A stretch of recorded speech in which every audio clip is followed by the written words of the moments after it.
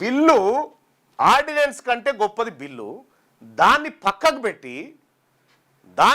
పెట్టి దాన్ని జర్రంత ఇట్లా ముంగటి నూకినట్టు చేసి మళ్ళీ వెనుకకు వచ్చి మళ్ళీ ఆర్డినెన్స్ దుకాణం పెట్టి మళ్ళా దుకాణం ఏంది ఇప్పుడు కొత్త దుకాణము.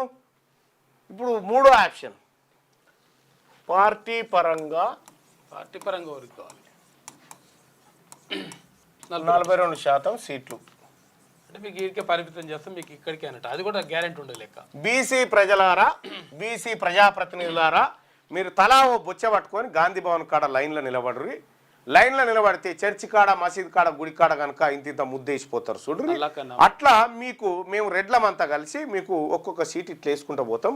మీరు మహాప్రసాదం అని ఇట్లొంగి దండం పెట్టి మీరు దీని బతుకుర్రి అనేటువంటి కార్యక్రమం ఇది పార్టీ పరంగా.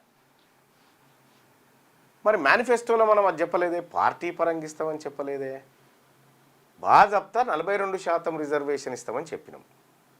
చెప్పిన తర్వాత ప్రజల్ని మోసం చేస్తున్నటువంటి కాంగ్రెస్ పార్టీ నిజంగా ఒకవేళ మళ్ళా నేను 42% రిజర్వేషన్ తెచ్చి చూపిస్తా, తెస్తేనే నేను స్థానిక సంస్థల ఎన్నికలకు వస్తా అని అన్నావు కాబట్టి నీవు ఇచ్చేదాకా మేము వెయిట్ చేస్తాం. నీవు 42% రిజర్వేషన్ తెచ్చేదాకా నీకు సహకరిస్తాం. నీకు ఎక్కడెక్కడ సహకారంగా ఉన్నా అక్కడెక్కడ ఇస్తాం. కానీ నువ్వు ఈ ప్రజల్ని మోసం చేస్తున్నటువంటి విషయం ఏదైతే ఉందో దీన్ని ఎట్టి పరిస్థితుల్లో ఉపేక్షించం. ఇది తేలిన తెల్లారి మీ ప్రభుత్వం పని, మీ పని ఎట్లుంటుందో చూడండి. తెలంగాణ రాష్ట్రంలో బీసీలం చూస్తూ ఊరుకోవడానికి సిద్ధంగా లేము.